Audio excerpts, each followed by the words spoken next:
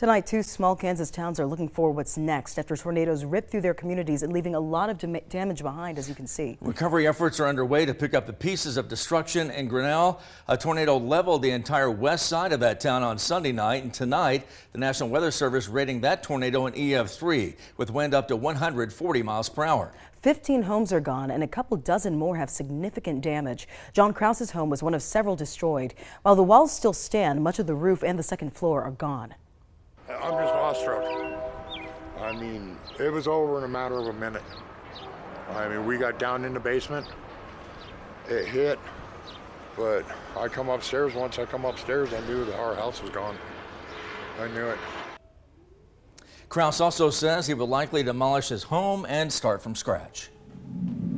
Now over in Plevna, people are getting a clear picture of the destruction after a tornado directly hit the town. Many trying to salvage what's left of their lives. One home belonged to Pastor David Green and his family, and they were the ones who set off the tornado siren Sunday night.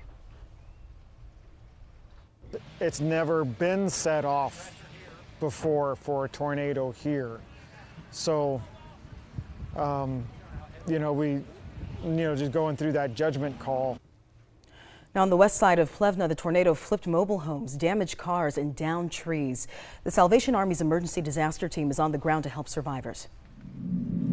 Powerful storms also packed a punch right through northeast Kansas. This damage not nearly as significant, but an EF0 tornado did touch down briefly last night. Today, our team found several broken tree limbs from that strong 80-mile-per-hour wind.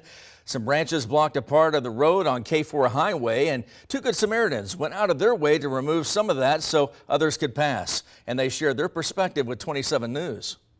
We started picking up a couple limbs, and the local sheriff, he pulled up to us and he said that there was no need for us to do it because he had Kate out in the way and they were going to come snowplow the trees out of the road for us. That way we weren't out in the rain so much. The sheriff pulled up and he was saying that he's going to go block the road. I was like, okay, I see a house back here. I'm going to go knock on their door.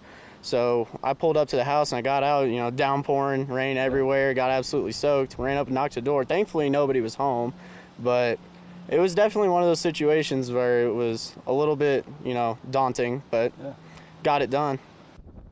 Thankfully, nobody was injured in last night's storm.